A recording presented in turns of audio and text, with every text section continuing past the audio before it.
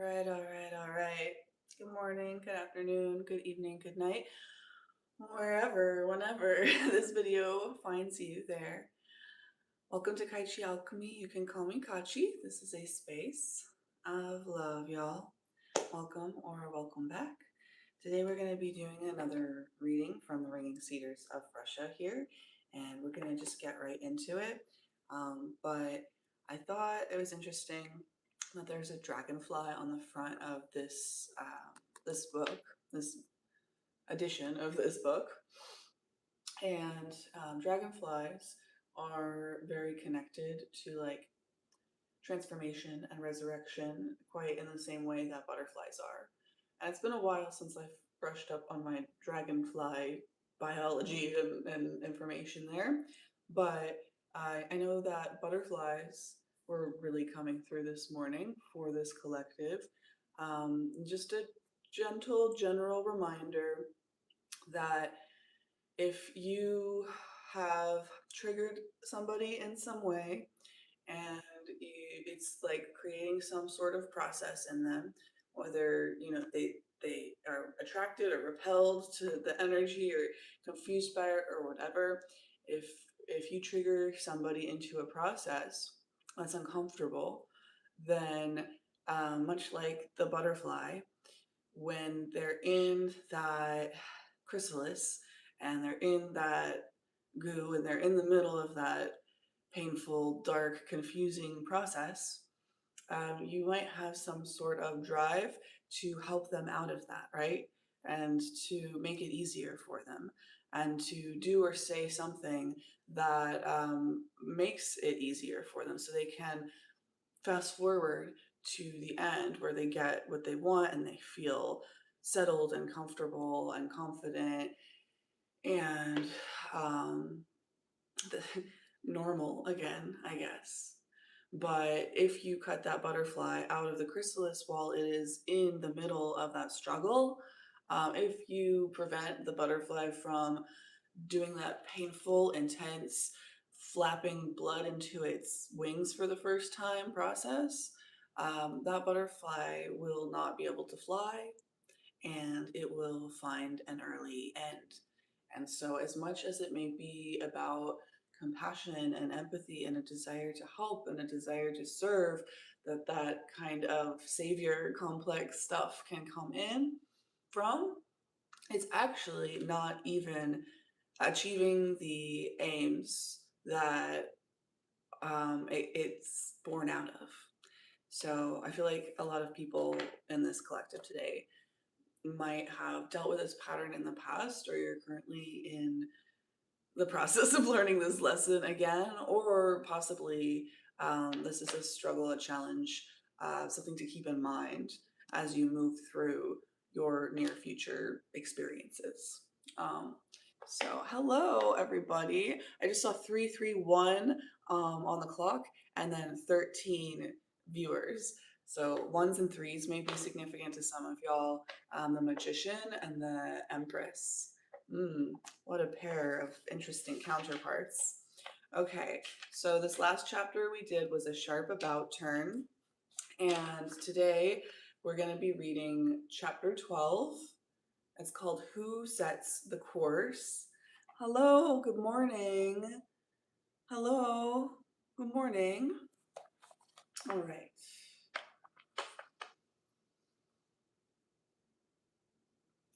Seated on the airplane, I closed my eyes. The plane's course was set with precision. It was headed for Moscow. The course of the rest of my life was still to be set, but I was thinking I was thinking more about entrepreneurs. Many people today still tend to regard entrepreneurs as people who are constantly working out business deals, having amassed their initial capital by some illegal means and multiplying it at the expense of those around them. Naturally, just as in any other segment of our society, there are entrepreneurs and then there are entrepreneurs. However, having been right at the center of entrepreneurial life in our country from the very beginning of perestroika, I can tell you that the majority of the first wave of post communist entrepreneurs made their initial capital by looking for unorthodox solutions for producing new merchandise or goods which had been in short supply and finding more efficient ways of structuring manufacturing operations. It was a peculiar characteristic of Soviet and Russian entrepreneurs to make money from scratch, i.e., starting with nothing, not even credit. After all, the first wave of entrepreneurs had no access to privatized factories that the next wave enjoyed. They had to fly by the seat of their pants and hope they would be lucky. And they did make money from scratch. By way of proof, let me cite an example from my own experience.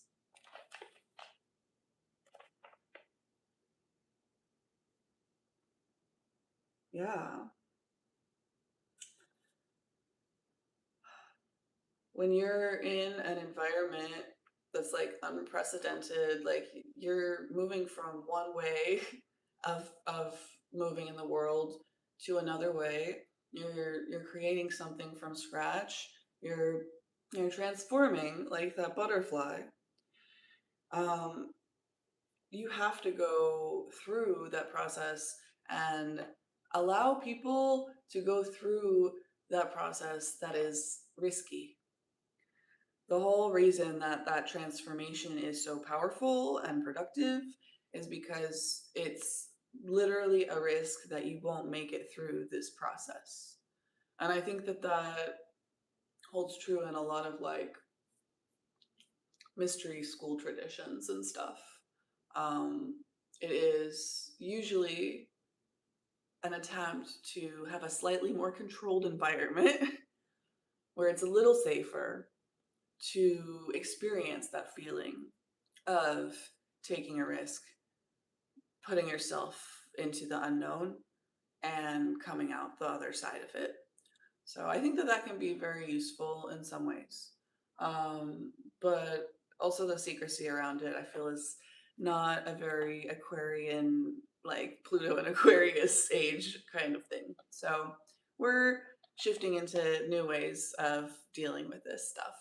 And I think because of all of the Uranian energy and all the intensity and all the craziness going on, we don't really need to put people through traumatic experiences to help them grow. Um, uh, it's kind of inevitable. It's kind of all over the place, right? It's all around. Hello, good morning. What does that even mean? Is a hot dog a sandwich? I have a question for you, Raslin. Hello, Miles McKay.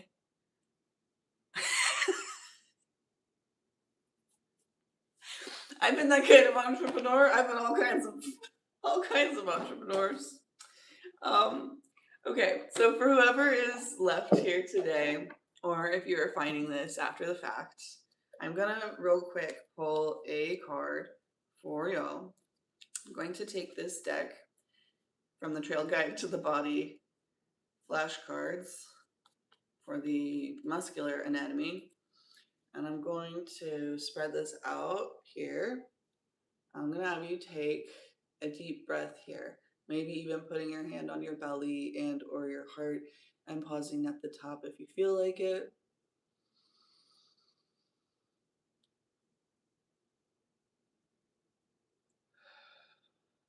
Connecting in with your intuition, your discernment, your ray. And this one.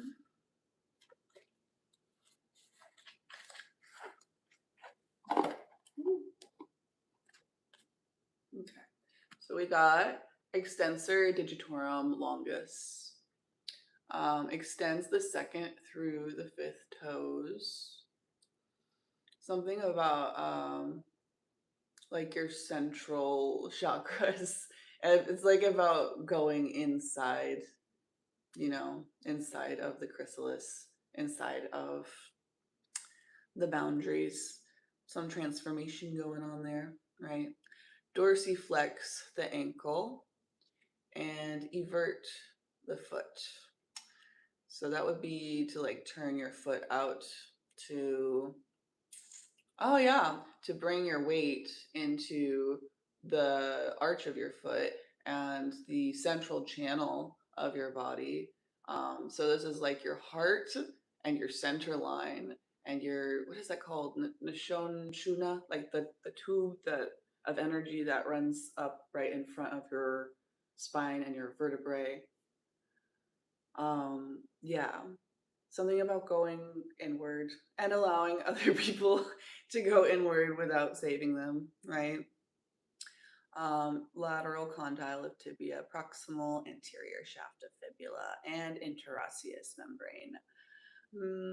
Let's see. Middle and distal phalanges of second through fifth toes. Yep. 2s, 5s. Oh, right. Okay, so there's another action here, and it says that you can tell somebody to extend their toes, like that kind of thing. So, I mean, that's kind of a reaching out motion in a way. And that is the energy of being inside of a chrysalis and holding opposites and being in paradox and holding tension. It's like you're going in and out at the same time. Something about extremes. Okay, so when you are going through extreme situations, when you are witnessing extreme situations, know when to go within yourself to attend to the reactions and the responses that you are having to what you're witnessing, because that's really the opportunity that you have, not to enact your savior complex, but to be triggered yourself into your own process of transformation and avoid saving that person and allow them to process their feelings in whatever way and whatever timeline and whatever likelihood of success that they are going to. And in respecting people's autonomy like that, I believe that you will attract a lot more of that treatment in your own life towards yourself, which I feel a lot of you would probably appreciate, you know? Yeah. Hello. Goodbye. I hope you have a good day.